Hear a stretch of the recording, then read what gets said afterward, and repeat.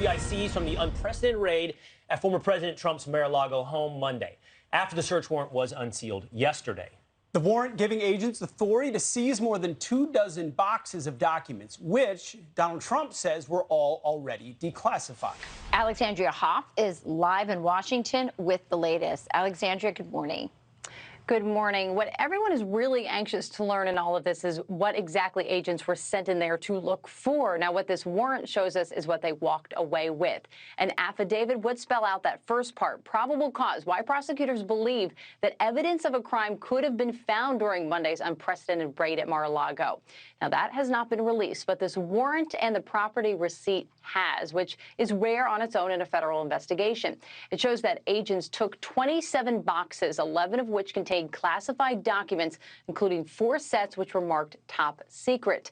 The warrant also indicates what laws the government believes may have been violated, including part of the Espionage Act, which makes it a crime to remove or misuse information related to national defense. To counter that, former President Trump stated yesterday, quote, Number 1, it was all declassified. Number 2, they didn't need to seize anything. They could have had it any time they wanted without playing politics and breaking into Mar-a-Lago.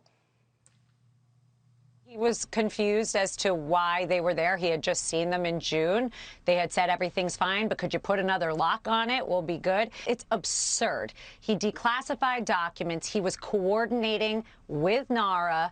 And at the end of the day, don't forget, Jesse, we now know for a fact this is about documents that he's allowed them access to. President Kamala Harris seems content with the DOJ. Listen. Well, as a former prosecutor, I will tell you, I don't speak about anybody else's case. But I have full confidence that the Department of Justice will do what the facts and the law requires. Now, binders of photos were also taken from the president's former residence or current residence, along with a handwritten note and the executive grant of clemency for Roger Stone, along with information about the president of France. Well, Rachel, Pete. Thank you, Alexandria. Thank you. Sure.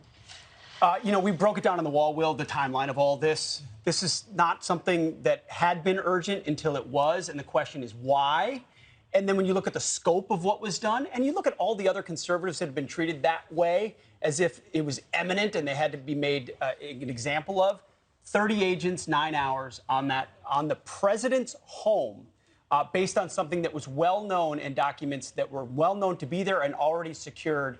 What were they looking for, considering the fact that in the document it said they could look for any documents that pertain to the entirety of Trump's presidency? Was it really about records preservation, or was it about finding something else they could use to indict Donald Trump to prevent him from being a candidate in 2024 and preventing him from being a president again? And, Will, as you pointed out, it's the permanent establishment in Washington that is afraid of Donald Trump. And is this an extension of that? We'll see. Let's bring in KT McFarland. She's former Trump Deputy National Security Advisor and American Conservative Union board member. To answer, KT, to answer Pete's question, I think, were someone here who thinks that analysis is incorrect that Pete just laid out, they would say, well, the Trump administration drugged their feet. They've been asked about these documents, and they drugged their feet, and that's why it eventually ended in a raid. But help me make sense of that argument, while at the same time, the FBI was supposedly there a month ago, and took away documents. So in other words, they had access, took away presumably what they thought they needed to, and then or 2 months ago, and then 30 days later, execute a raid. It's just all baloney. I mean, this is yet another attempt by the Washington swamp, which is that combination of the bureaucrats, 97% of whom vote Democrat, the media, the Democrat media, and the Democrat establishment in the White House and in government. I mean, it's all the same group. It's the swamp, and they're trying yet again to take another jump at Donald Trump. First, it was the Russia hoax. Well, there was nothing to that. Then it was impeachment number 1. Well, that didn't work out. Impeachment number 2. Now January 6th. And none of these things are finding Trump guilty of anything. And so I think this was the last desperate attempt.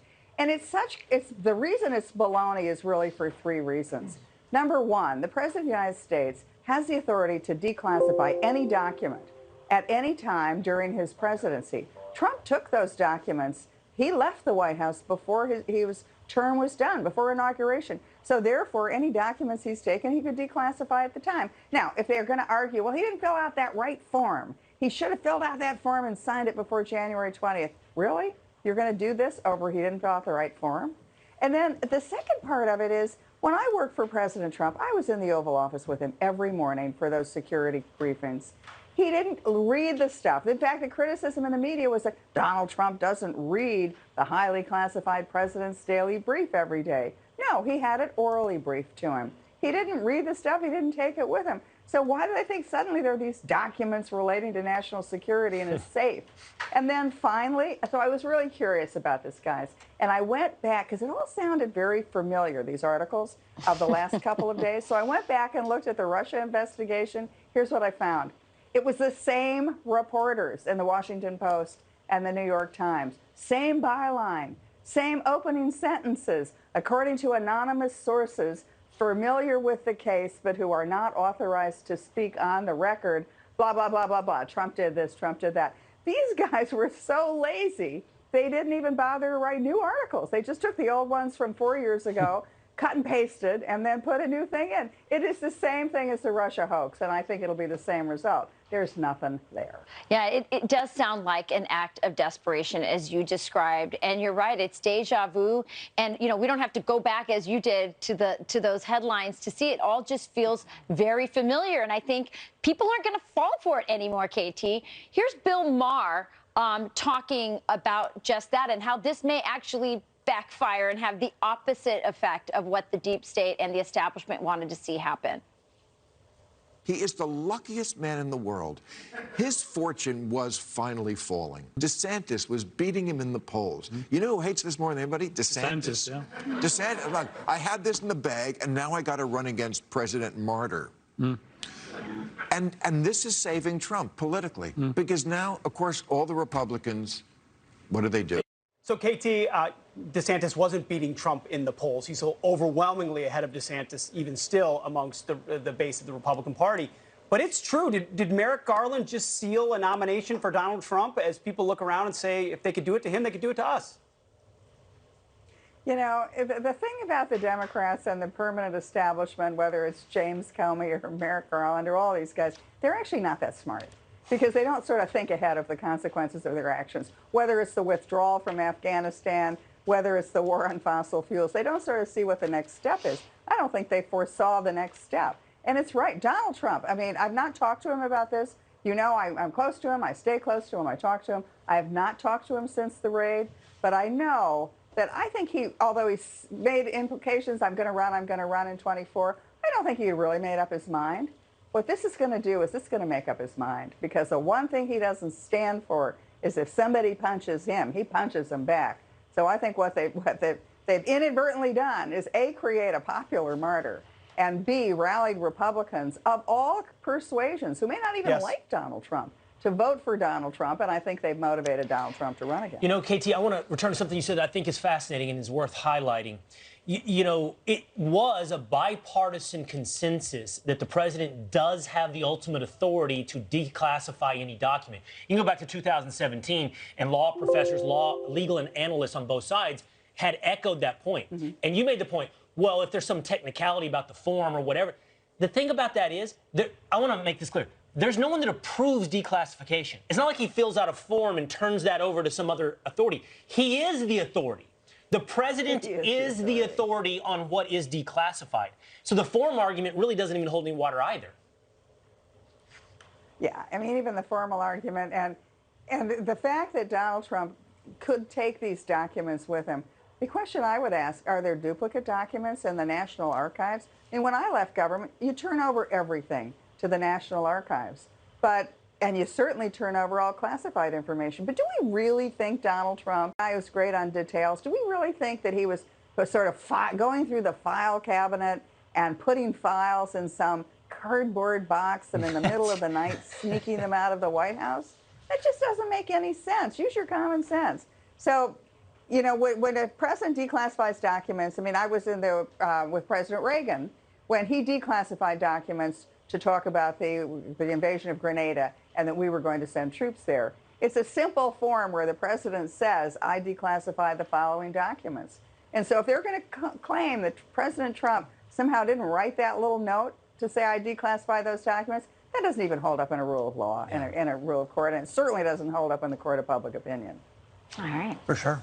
Well, KT McFarland, you know what you're talking about. You've been there. You've seen it. Great analysis this morning. We appreciate it. Thanks, KT. Thank you. Thank you. Can I just say something, you guys? You know, Bill Maher and others have been saying, this solidifies the deal. The American people, even if they were ambivalent about him, they're going to, get behind a Trump nomination and run for presidency. There's another part of the equation, and that's the family. And I can speak to that as somebody who was in a political family. The family has to also be on board. And believe me, the Trump family has been through a lot. And it was interesting. I cued in on this when Lara Trump was on. She's been on a bit this week, and she said, if the family wasn't 100% on board, boy, are we on board right now.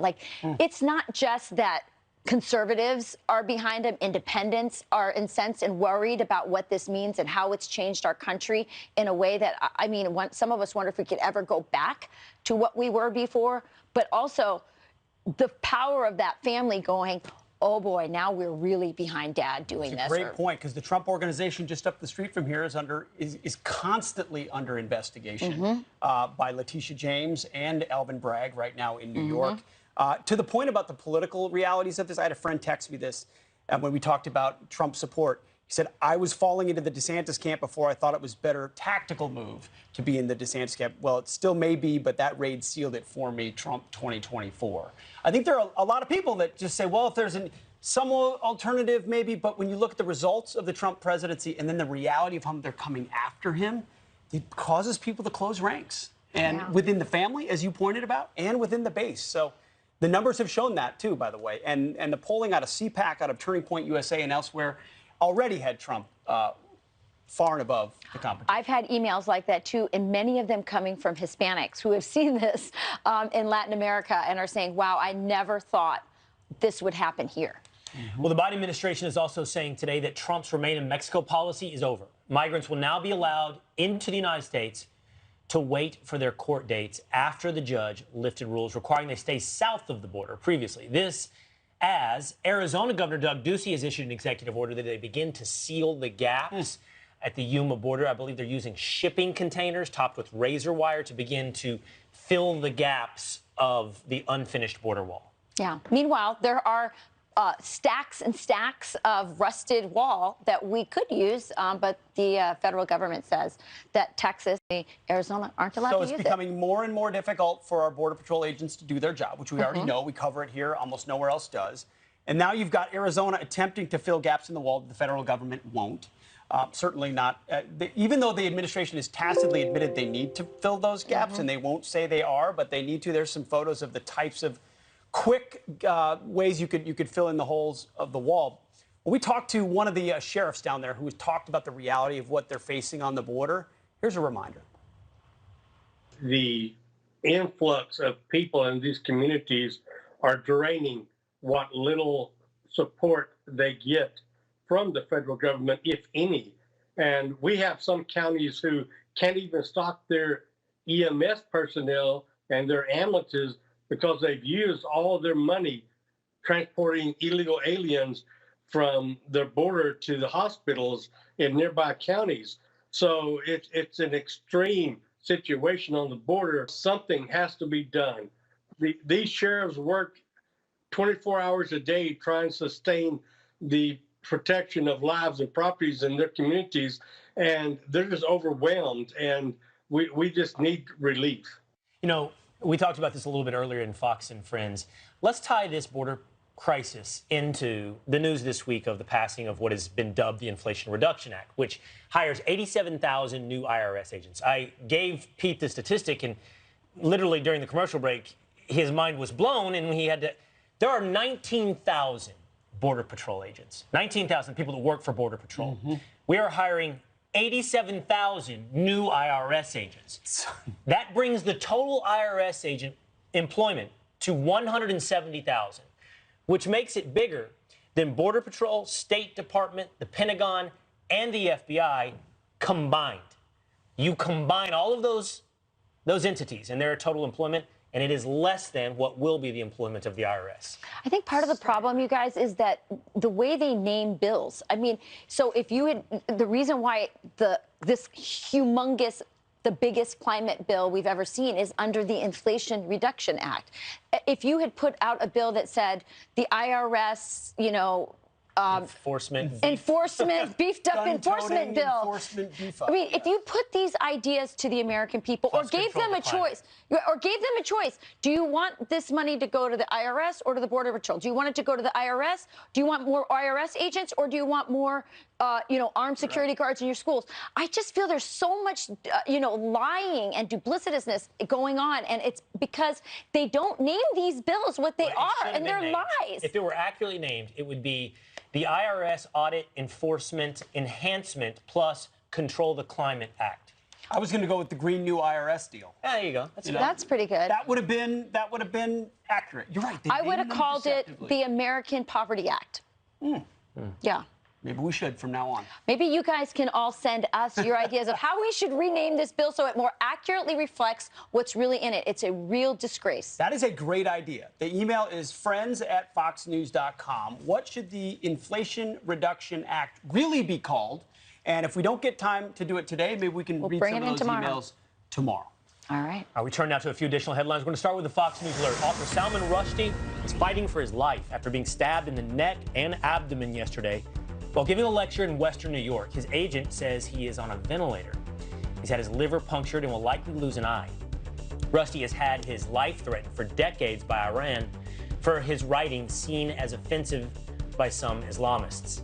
Police say they have identified a suspect in the attack as 24-year-old Hadi Matar. They say Rushdie was stabbed at least 15 times. The attack is still being investigated. In Michigan, Congresswoman Rashida Tlaib has pocketed, listen to this now, up to $100,000 in rental income during the pandemic. She's at the same time been pushing in Congress to cancel rent. According to disclosure forms reviewed by Fox News Digital, that report reveals the squad member collected between $15,000 and $50,000 in rental income from a Detroit property in 2021.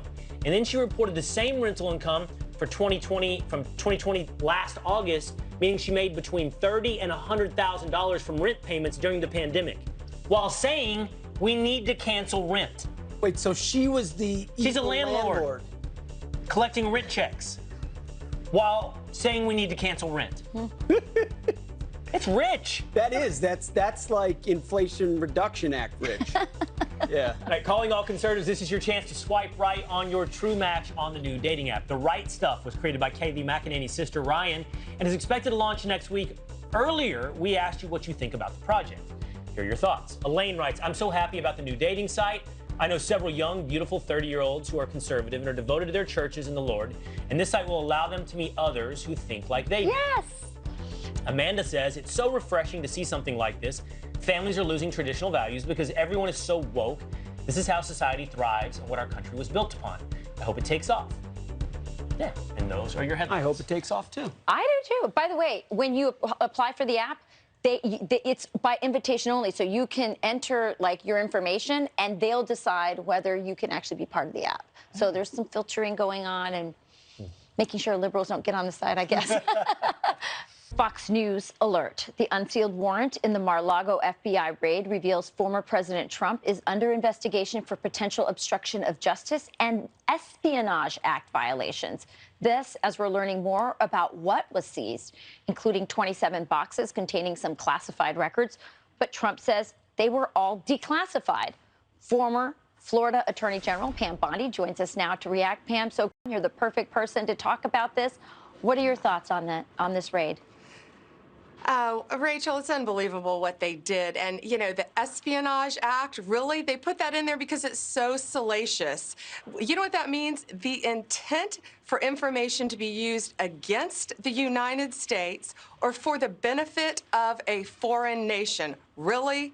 Meaning it was used for spies in World War I is when it started. So it's ridiculous. It's really unbelievable what they're doing. And, I wonder if they put in that warrant also, Rachel, that the Trump team had been working with DOJ for months on this matter, and Will and Will and Pete just did a great timeline, which is really important on this. And I also wonder if they put in there that the Trump team, at their request, put an extra lock on that closet in that warrant.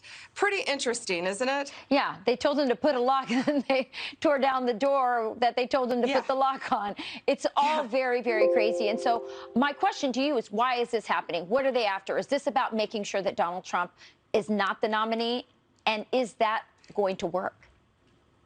Rachel, Donald Trump is the single biggest threat to the progressive agenda in this country in their lifetime. And they have tried everything else, as you and KT McFarland were talking about, to bring him down, and it has not worked. That's why they didn't go to the judge and get a motion to compel. He would have complied. That's why they didn't just simply go to the door and say, hey, we have a warrant. Give us these documents. We know right where they are. Instead, they went through Melania's clothes. And that's also why they brought in this incredible show of force. All anyone's talking about are 30 agents on the ground, but it would have taken hundreds and hundreds of agents to pull this off. And I guarantee you, they had planes in that sky. They were in D.C. watching this whole thing go down. They had boats in the water.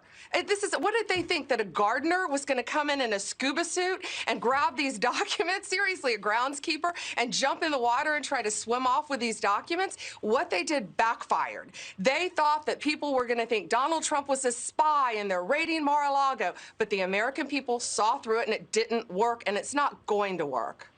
Wow. I hope you're right, Pam. But people are outraged, definitely. Thanks for joining us this morning. Thank you. All right. Still ahead, the CDC relaxes COVID rules. We're learning the Army has lost 1,500 soldiers because of the vaccine requirement. Over their vaccine status. Here to react is former Special Operations Intel analyst and drone expert Brett Velikovich. Brett, thanks for being here. Not only do you have 1,500 that have been pushed out, you've got tens of thousands of National Guardsmen and reservists who've effectively been put on desk duty, unable to do their jobs. What's the impact of this? Well, I think it speaks to the larger issue of readiness of our nation's military, Pete, and how politics of this administration continues to get in the way of that. I mean, decisions like this is going to cause irreversible harm. The military is already drastically behind its recruiting goals for this year, down by nearly 23%. The DoD estimates that at least 150,000 service members from all the branches will end their terms of service this year. And it's vaccine mandates like this that are a part of the reason for the new generation not wanting to join the Army. It has absolutely no place in this military, especially at a time when the CDC has eased its COVID guidance, not to mention you have service members who are already in the lowest risk category for the effects of COVID. You're talking about physically fit soldiers under the age of 45, and now you're going to remove some of our best from America's Army while at the same time fighting one of the worst retention rates in history and going to focus on vaccine mandates. I mean, it just makes no sense, and it's a recipe for reducing our nation's defense capabilities. So as the CDC finally acknowledges that you can treat vaccinated and unvaccinated the same in the way you apply things, the Army's pushing people out. Now, you use the term readiness. Here's how the Army described their view based on readiness. They say, maintaining readiness continues to be among the Army's highest priorities, and the COVID-19 vaccine helps ensure soldiers are ready. So they actually believe this keeps them more ready? It's unbelievable. And look, it's not even just the 1,500 who have been involuntarily separated for this, who are never going to return to service. You also have thousands of soldiers in the National Guard and Reserves who have declined to take the vaccine. And even though they've been separated, the Army is saying that those soldiers are no longer allowed to even conduct their military duties or conduct regular annual training exercises that are crucial to the warfighter sharpening their skills. So it's absurd. I mean, it kind of reminds me of back in the day when we had to deal with the anthrax vaccine and how many soldiers were up in arms about that. And who even talks about anthrax anymore these days after that fiasco? More retiring. They can't meet their recruiting goals, and they're pushing people out. And the world remains a dangerous place, which is a topic I want to talk to you about. Iran is now training Russia to use advanced drones. You know all about drones. Why is this happening, and what does it mean?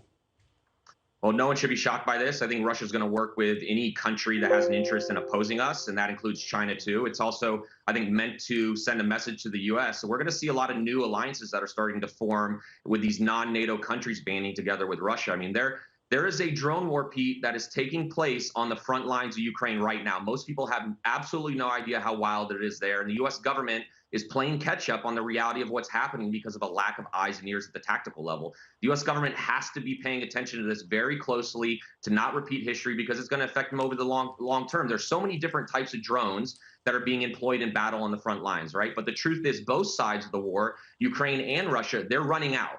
Most of these drone manufacturers, they can't produce fast enough. The U.S. can't send them in. And you've got Ukrainians that are turning to countries like Turkey to outfit them with these Bayraktar drones, which are very costly. And then you have thousands of these smaller off-the-shelf commercial drones that are being used by soldiers in the trenches. And so Russia is losing this drone war tactically. And so they're turning to some of their allies in the field. And they're turning to Iran, who's going to be sending them hundreds of these drones. We're going to see these things winding up on the battlefield. And it's dangerous across the board. Sure is. Well, I appreciate you breaking it down, Brett. Thank you very much, and thanks for your service. Thanks, Pete. To seek a search warrant in this matter. The department does not take such a decision lightly. Where possible, it is standard practice to seek less intrusive means as an alternative to a search. As former President Trump actually encouraged the warrant to be unsealed, and today we learned that the DOJ is accusing him of potential obstruction of justice under the Espionage Act as well, are some allegations. Dan Bongino, host of Unfiltered with Dan Bongino, is here with his reaction. It's always great to have you. Yeah, it's great to be here. Listen, I said it on Jesse's show this week. I know that thing kind of went nuclear, and I want to just reiterate it because lefties jumped down my back, which makes me give them the double-barreled, family-friendly middle finger and do it again. We're in the third world, okay? We now live in the third world. This is what the third world does. And the fact that you don't like that makes me say it on Fox and Friends again, because now I know I'm over the target. Let's just deal with the facts here, okay? You're a lawyer. You guys are astute political analysts. You've been around this game a long time. There have been disputes from Nixon on, when the PRA and all this stuff started, over classification of documents and what presidents have taken. With every president, that's a fact. I know that drives the lefties crazy, but that's a fact. The only question here is why you decided to take a different track over what's a dispute about classification from just, hey, we'll give this back, you'll take this, you'll take that, we'll declassify that. Why you took that to serving a raid on a former president in a time where America is sadly, and I do mean sadly, so divided. Why you decided to take that step is clearly obvious. We've turned into the third world. Donald Trump is a threat to them. And as Michael Anton wrote in his piece this week, which is amazing, he wrote it at Compact Mag, the headline of the piece, don't ever forget, they cannot let him back in. They will do anything. That's why the norms have been violated. So interesting. I mean, you say we've crossed over this Rubicon. I've seen this slow slide. I mean, no one's covered the Russia hoax, you know, the way they try to disrupt that presidency more than you. We have political prisoners in this country right now who are languishing. You know, we had Navarro pulled off of a plane, Peter Navarro, an ally of the president, and then shackled. I mean, this has been a slide, and maybe this is the moment where people are waking up. Is that what you're suggesting? It's been a slide, but it's like, you know, if you get a piece of, say, rebar and you bend and you bend and you bend, yeah, you're going to get weakness, and the country's been weakened each time. It started with Michael Cohen, then Manafort. I'm not suggesting, by the way, these people are saints who should be beatified to you, that it's obvious that they were people who were targeted because of their politics. I mean, even with the Manafort case, I can prove it. Like, Manafort was dealing with that guy, Konstantin Kilimnik, they said was a Russian spy, until you find out he was a source for the Obama administration. Like, that's in my book. Nobody knows that. So he wasn't arrested, the people in the Obama administration, for dealing with the same guy Manafort did? Now, however untoward or you didn't like that, however, you know, nasty that sounded to you, the hard reality is you targeted Manafort because he worked